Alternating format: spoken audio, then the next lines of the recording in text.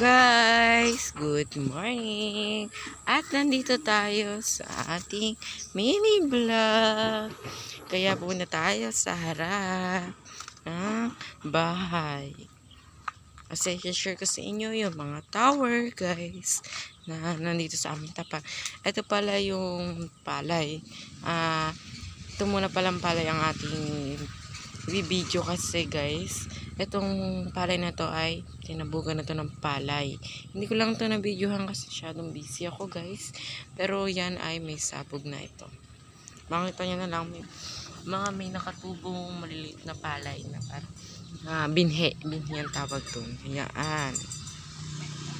Yan ay bukid update part 2 ng bukid, guys. At tas yung nandun sa likod, mamaya ako na lang yun, guys.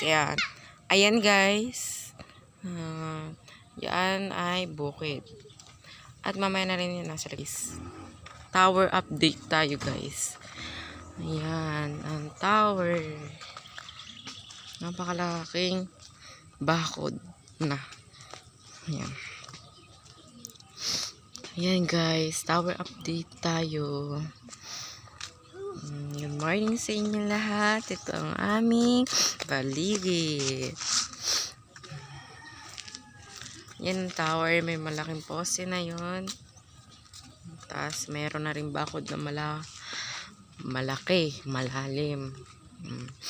Yan ang tower update natin for today's vlog, guys. Ayan. Good morning sa inyo. Tower na yan ay 2 buwan nang ginagawa, guys.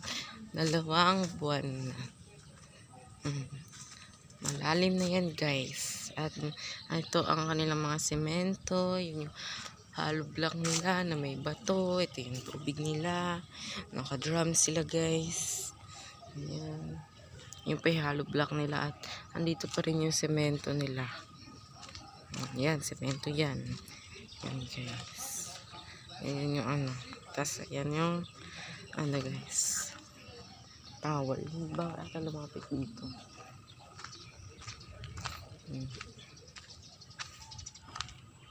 Ayan, guys. Hindi bawal din nyo natin lumapit dito. May tigahalo din sila ng semento. Ayan. Napakataas ang tower na yan, guys. Nakita nyo, gano'ng kataas yan.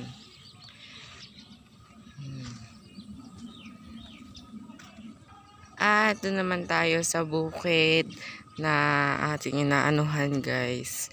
Bali yun sa tabi ng bukid na yan ay tanim. Ayun, tanim yan, guys. Tanim.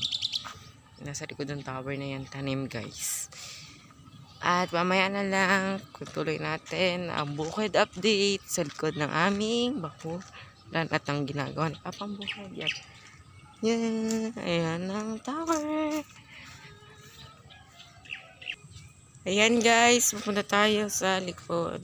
At pakita natin yung bukid update part 2. Ayan, punta tayo dito sa aming bukid. Bukid ni papang ginagawa sa likod. Hindi pa rin tayong dadaan, guys.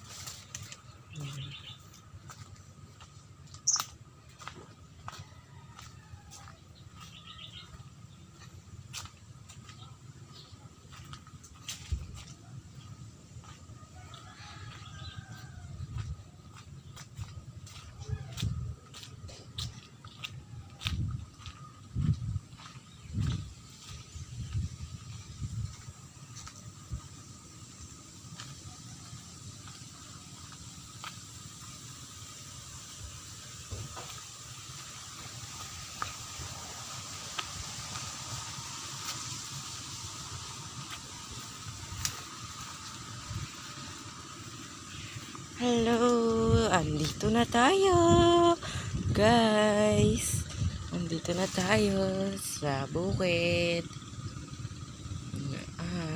Ito nga palang binhi na yan, guys, ay patanim. Dito naman, sabog lang. Pero doon sa may duluhan doon, guys, tanim yun. Dito pa rin tayo sa bukid. Yan ang ginagawa ni Papa ang bukid, guys. Ayun sila, guys. Nagmamakay na sila. Yung mga may ibon na white na yun ay nagmamakay na sila dyan. At sila ay malapit na magpatanim.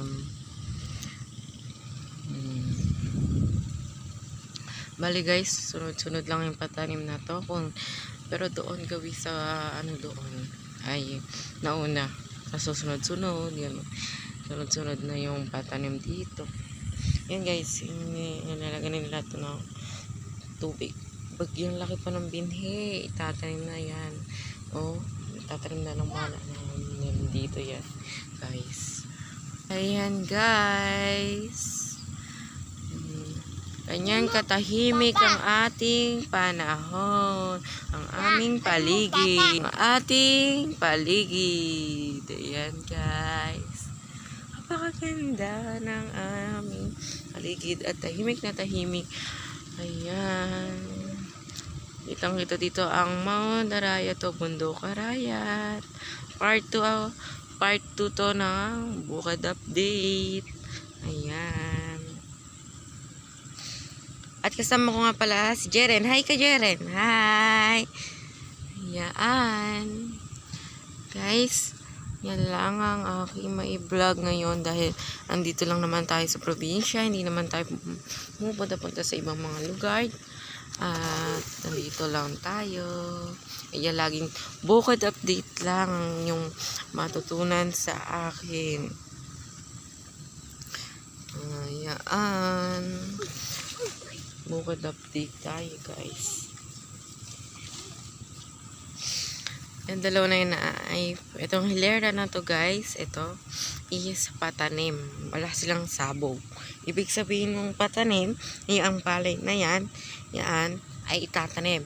Bubunutin yan, itatransfer o ilalagay dun sa mga bukid na walang tanim. Pero dito sa kabila, guys, ay binhi yan. Yung palay na ilulubog sa tubig ng ilang araw. Tapos kapag umusbong na yon, depende sa mga kung gaano kalaki. Tapos yun, guys, ay itatanim nila o sa sabog. Sabog binhi ang tawag dun, guys. Kaya yun yung kanilang ginagawa dito. Sabog binhi. Ayan, nagpapatubig sila dito. Ayan, guys. Papatubig.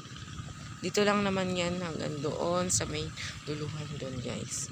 Pero napakalinaw ng tubig na yan, guys. Dahil sila ay nagpapatubig. Yan ay sabog.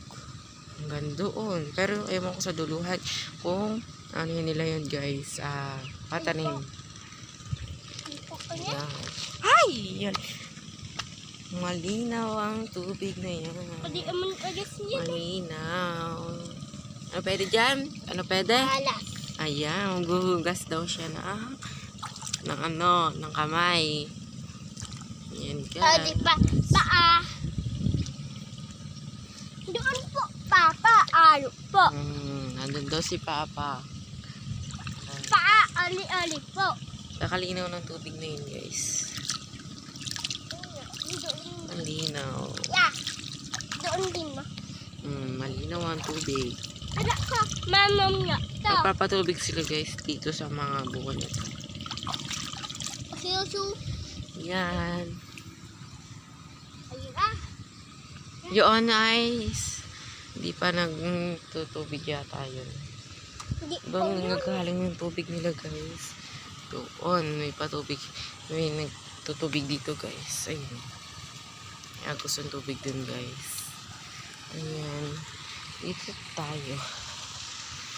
Sa silihan naman tayo, guys. Ayan ang maluwang na silihan nila. Ayan, may mga bunga na yan, guys. Bunga.